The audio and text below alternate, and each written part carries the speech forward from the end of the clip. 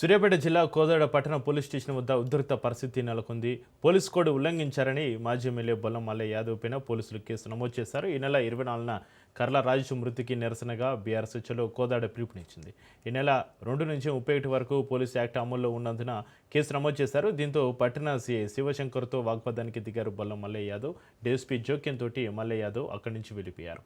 CI తీరుపైన అసహనం వ్యక్తం చేస్తూ ఆయన డీఎస్పీకి ఫిర్యాదు చేశారు.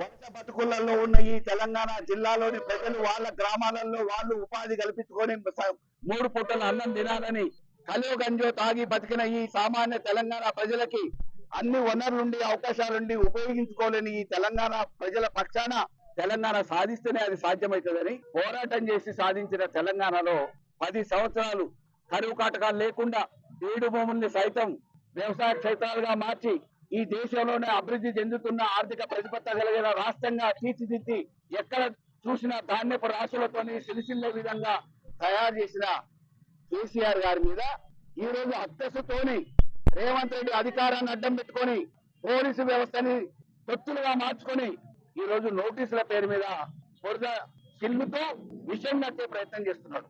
ఖబర్దార్ రేవంత్ రెడ్డి, మరొక తుగ్లకు హిట్లీ పరిపాలన ఈ తెలంగాణలో చూపించే ప్రయత్నం చేస్తున్నావు.